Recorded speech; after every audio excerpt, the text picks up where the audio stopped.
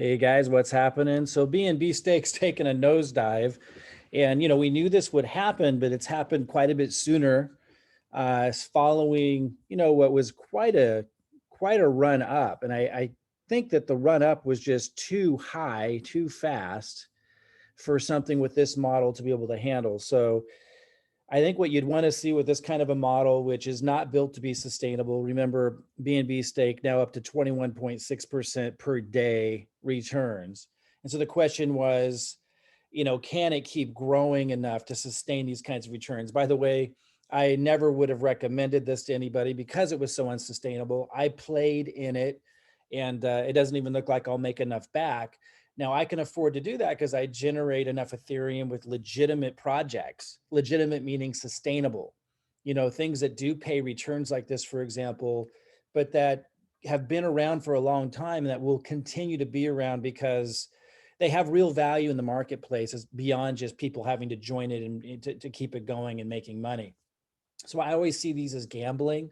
And I like to kind of connect with the audiences that are participating in these and just kind of recommend that you look, if you're going to play in these, more power to you if that's what you want to do, if you understand the risk, but make sure you're also in like sustainable projects because over the long run, they can pay you a lot more money and you're much less likely to lose.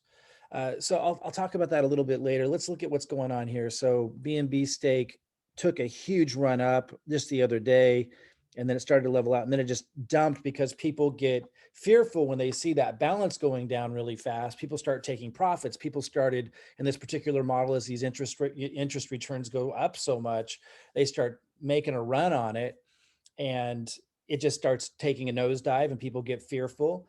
One thing I think we can say for certain with this is Hayes Crypto's audit of the smart contract appears to have checked out because you would think, which is usually the case with these high risk, high yield programs, so individuals end up running off with the cryptocurrency at some point.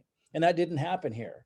This was just like a smart contract that works the way it works. People joined it, that put funds into the total contract balance, and it kept going up and up and up, as we were watching. And then it just shot up the other day at a ridiculous speed, which appeared to be giving it incredible momentum. But what ended up happening was people started taking profits, these really high profits, thinking it wouldn't be able to maintain it. As more people saw the balance going down, there was kind of a panic. And if I hit refresh right now, we'll see that 2,800 balance will have gone down. It just keeps going down because everybody's taking as much profits as they can because they don't trust that this balance is going to hold. And it does look like it's going to hit zero. And then it's going to be interesting because it's a smart contract that just runs. People will continue receiving these big returns. And then if there's nothing in there, you simply can't withdraw anything. And so it'd be interesting what happens then. Will the creators of this continue supporting this site even after the contract balance has hit zero? I don't know. It's going to be really interesting what happens from there. It doesn't seem likely that there'll be a resurgent growing period again, just because it's all about people's faith in it working. You know what I mean? People join it, that's what gives it the balance. And if the balance is going down at this dramatic of a speed and people just lose confidence in it, what's funny is now they're all moving over to another one that's a clone of this called FOMO Stake, which again I wouldn't recommend. I had talked about this being even more risky in the sense that they allow you to take your funds out, even your principal, at any time. So with what was happening with BNB Stake, where the balance started going down, like it was at 28,000 the other day, and it started going down really, really fast. If people see that in FOMO Stake so far is on the up climb. So you see this one, because I think as people were making BNB over here in this one, some of them started moving it over into FOMO Stake, a clone, and there's another one called BNB Minter. And people say you got to get into these early, and it turns out to be how right they are. You've got to get into these really early, especially these ones that pay really high returns. As this ticked up, it was paying 0.5% more per day, and it would go up. When it started to get to high returns, it becomes less and less sustainable because there needs to be more and more people putting more and more BNB into the contract in order for it to sustain those high payouts. And as soon as it hits like this critical mass point, and no one ever knows what that is, that's why we call it a gamble. As soon as it hit a critical mass point where a lot of people were making so much, it was offsetting the amount of new BNB coming into it from the growth. That's when it started to go down. And now nobody wants to put any new BNB in it because they see it going down. They lose faith in it. And with what I'm saying with FOMO stake is, and I talked about this before, it's an even greater risk of it starting to plummet when it plummets. Now it could keep going for a while. It's right now it's going up. And I would suspect it's going up because this one's going down and people are moving some of their funds over into the new clone, which makes all this kind of funny, right? Like it's a total game. It's totally gambling. It's a game.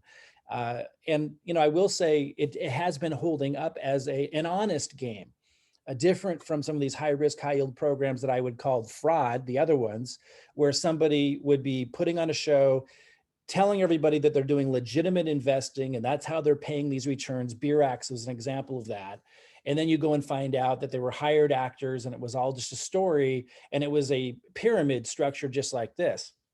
You know, this is an honest game, in my opinion. They shared how the logic of the both of these, how the logic of the smart contract worked. A lot of people were suspicious, like, is the smart contract airtight, or could somebody who put this together sneak in and run off with everybody's crypto at some point? I think based upon the fact that we saw this at 28,000 BNB and now dropping to 2,700, and if I hit refresh, I bet it's gone down even more because people are just rating it right now. I think it's safe to say that it was a legitimate smart contract. And this gives even more credibility to Hayes Crypto Security, who did the audit of this and the audit of the clones. But nonetheless, they're still high risk, extremely high risk, in the sense that, you know, if they don't sustain themselves, even though it's the market that they're working with, it's a game, extremely high risk, not something that you should seriously be hanging your hat on as a way to legitimately build your portfolio. Now, again, I'm not a financial advisor and this isn't financial advice, but I think it just common sense that, and I think everybody would agree, like this, I'm not saying anything, I'm just saying out loud what should be obvious to anybody who understands what these are, that this shouldn't be how you build a portfolio or build your dreams. It's something that you maybe put part, if you want to, and I'm not recommending you do, but that some of us put part of our portfolio into a very small part for fun. And I do it just to engage with the technology because it informs me, like this is actually really interesting technology that informs me about the smart contracts and how they work and how they're advancing. It was a pretty advanced smart contract. It was also helpful to see kind of where that market's going, because it is a very large audience of people out there that love to engage with these. And many of them are just uneducated about the risk. So I like to reach out and have candid conversations about these as they emerge and so forth. So by the way, subscribe to the channel. We'll keep you updated on this kind of stuff. And I'm going to talk a little bit more about this and about some other things that are more sustainable for those of you that want to, you know, see returns on a regular basis. You can do that with staking in the cryptocurrency industry. Like if we go over here and look at Peak DeFi, I don't know if you can see this. I'm gonna expand my screen here, but this is counting up every second. It says claimable rewards. I can just hit claim, and you can get Peak DeFi from you know, exchanging it with BNB on PancakeSwap. I'll put a link below where you can check that out. This is sustainable. This has been around for a year. If we look at them on, you know, Coin Market Cap, they've been around for over a year. They were originally at 7 cents and now they're at over 40 cents today. And I would suspect it could, you know, I'm not a financial advisor. Nobody has a crystal ball. This isn't advice. I'm just saying that I'm comparing from an educational perspective, the difference between a program like this that's paying returns. Let's look at that again. Where is it? That's paying like these returns. I don't know if you can see this, but every second it's giving more and more peak, which I can transfer into BNB or Ethereum or Bitcoin or anything else. And it's always paying these returns. And you can refer people and get even more Peak DeFi, which you can just restake, or you can cash out, so to speak, by exchanging it for Ethereum or anything or a different cryptocurrency. And it's always working. And because it has real value in the marketplace. In other words, Peak DeFi as a token has real utility, real use, where people want to access it in order to do what this company does or this project does, is hedge funds, decentralized hedge funds. They're in the DeFi market. And so again, not advising that you do it, but just wanting you to see the difference if you compare and contrast Peak DeFi. And there's another one called Energy. It's a fairly new project that has really high returns because it's early, that people have done really well with. But that has, even though they haven't implemented everything, Peak DeFi has implemented. So it's even, I would say, a more stable project in that they've been around for a long time and they've developed real things that you can use the market's using Peak DeFi token for. Energy is a project that just started that's similar, but even it is very different from these types of programs like BNB Stake, because energy has a real business model and a real white paper that isn't just pie in the sky, but they're really developing projects that will require use of the energy token. So there's real chance that the energy token can go up in value. Kind of like when Bitcoin first started, they had this concept that, hey, people one day are going to really want Bitcoin. People weren't just buying it to make money, although a lot of people went into it for that reason, right? Ethereum and many people get into those, purchase those coins or tokens because they want to make money. But it's because behind that, in back of that, with Ethereum, Bitcoin, and lots of altcoins that are legit, it's people are buying it, planning and expecting it to go up because there's a real utility use that a lot of people believe people are going to want that coin or token for.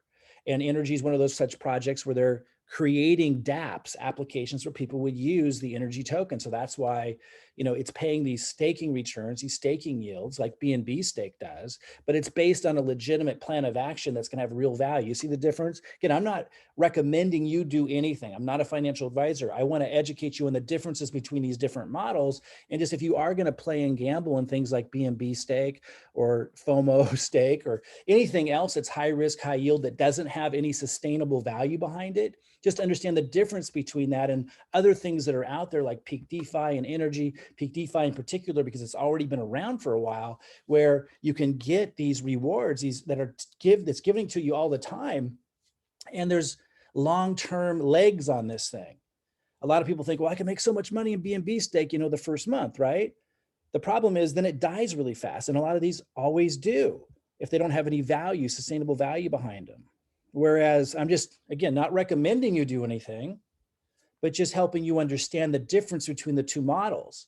That something like Peak DeFi that's been around a year, it's on real exchanges. It's going to go on another large exchange, OKEX, a very large Asian exchange, a legitimate project where the price of the token can go up, could go down, but can go up because it has value in the marketplace. People really need to use it. And applications have already been created where people need Peak DeFi to use those applications, and they're in use. In their case, they've developed decentralized hedge funds, which is super cool. And it takes the Peak DeFi token to use them. And they're developing other things. They already have developed many things that require the Peak DeFi token.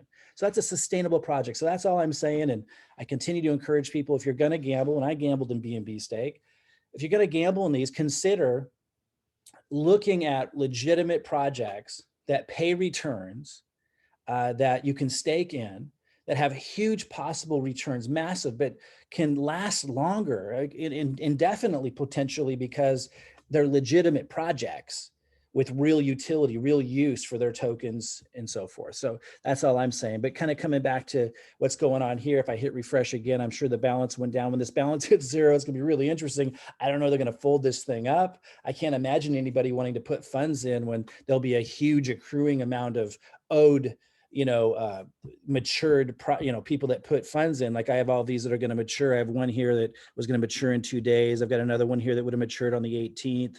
There's just no way that now that the momentum's this low, that it's ever going to have enough momentum to build this balance back up to be able to allow people to cash out on all of those, forthcoming contracts that, people have put BNB into. Now, we knew this would be short term, but you never know. And I thought it would run a couple more weeks at least. You never know when it's going to collapse. You never know with an unsustainable project. And that's why, again, not recommending these in particular. These are two that I happen to be in, Energy and Peak DeFi, but I'm just encouraging you to know that to look for projects that are sustainable. If you want to research those to kind of further compare and contrast how they differ from these unsustainable projects like BNB Stake, you can absolutely do that. I'll put some links below. But there's another thing that I wanted to share with you, and that is there are also ways to generate a lot of cryptocurrency as income that's not risk-based. To add to your goal of really being able to crush it during this bull market. So for example, we use an Ethereum smart contract, not as an investment, to generate tons of Ethereum, generated way over 800 Ethereum in my first 90 days. And we get to use part of that. And the team has generated over 12,000 Ethereum in their first 90 days, just following a duplicatable system that we use. It's not risk-based, it's not an investment, but it's income paid in Ethereum.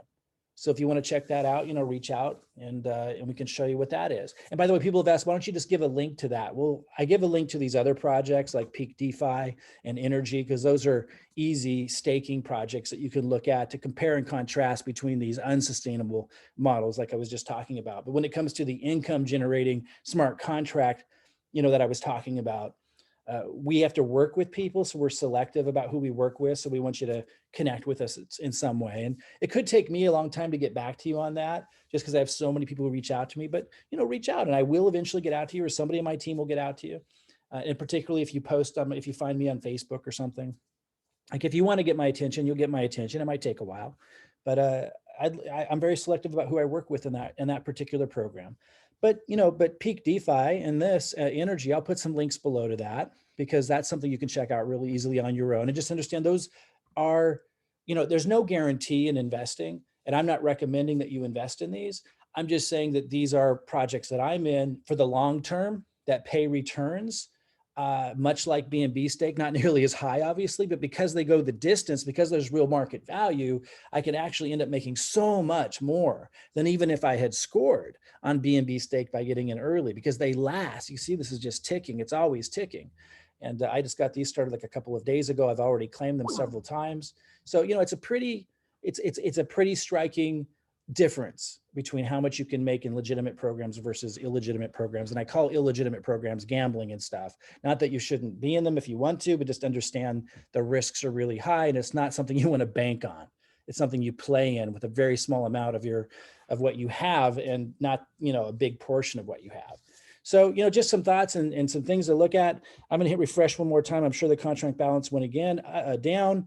And I bet if we go look at FOMO, a lot of this is moving over here into the clone, which is just kind of funny. It's a little goofy when you think about it. It's a game. And this is going to go down at some point. And like I was saying earlier, because you can take all of your funds out of this one, they will knock you 20%. So in other words, they'll take 20% of what you take out. If you take your principal out in FOMO stake, it's different than BNB stake. They'll knock you a penalty of 20%, and then they'll put that 20% back in the kitty, in the balance, which can help offset people running on it. But just understand, if people see this thing tanking, it's going to tank much faster than BNB stake did, because people can take their principal out in FOMO stake. They couldn't take it out in BNB stake. For what it's worth, these are all games. They're all gambling. Don't count on them as your main source of income, is my point. Understand there are legitimate staking projects out there. I'm not a financial advisor, so I can't recommend them, but I can show you what I'm doing. I'll give you a couple of links for your education to compare and contrast between the two. These can pay you much more over the long run than the unsustainable ones, obviously. And I don't just mean these, I mean sustainable projects that provide returns can pay much more because they last. And that's the thing to keep in mind. So if you participated in BNB stake and you lost money, or you end up losing BNB, just maybe start to change the game plan a little bit and look for sustainable projects so that they're always working for you in the background. You know what I mean? And then if you still want to play in the high stakes gambling game type stuff, obviously that's your choice, but I'm just trying to help you kind of know that there's differences and there's choices that you can make to really do well in the crypto market, and not constantly be kind of gambling and losing, or winning sometimes and then losing sometimes. But really, you could still be doing that with a smaller portion if you wanted to, and then look at sustainable projects, just something to consider. And then if you do have questions about, how we're generating Ethereum as income, not risk-based, not investment-based, totally different ballgame with a duplicatable system, yeah, get a hold of me, reach out to me, or if you find this video somewhere else, someone on my team, and we'll show you what we're doing with that as well. All right, guys, so this one looks like you could put a fork in it. We'll see. I don't see how it could go any other way. It's dropping fast. When it hits zero, it'll be interesting. Does the site come down? Do they leave it up? There'll be people still trying to cash out. I can't imagine anybody still putting funds in it at this point. I still see every once in a while somebody does, but it looks like people lost faith in this because they saw it starting to take a nosedive. And I think, the lesson learned here with these kinds of projects, if it takes you want it to grow steadily up, that will mean it's going to go longer. If it goes too fast up, I think the lesson I learned here is with this particular project, might have been obvious to others. And, it makes sense in retrospect. If it goes too fast, then it can start going down fast. And once people see that, they lose confidence in it because they see that contract balance go down fast, and then everyone starts running on it. It's really hard for something like this to rebound from something like that. All right, guys, I hope you'll kind of take my recommendation isn't to invest in anything per se, but to take my recommendation in researching sustainable projects, comparing that to the unsustainable ones. And, I have some links below that could help you get started with that so that you can take advantage of this crypto boom and the staking and big returns in a big way, but without always being at so much risk with these short-term programs. And then again, if you want to reach out about how we're generating income paid to us in ETH with a duplicatable system using a smart contract that generated way over 800 ETH for me in my first 3 months, my team over 12,000 at last count. In the first 90 days, it's grown since then, which we can then use to put into projects that we're excited about. Reach out to us and ask us about our Ethereum growing income generating system that's not risk-based. All right, guys. I wish you the best out there. It is an exciting time in crypto for sure. Subscribe to this channel, tick the bell so you get notified, and I'll keep you updated with candid reviews on what I see going on out there.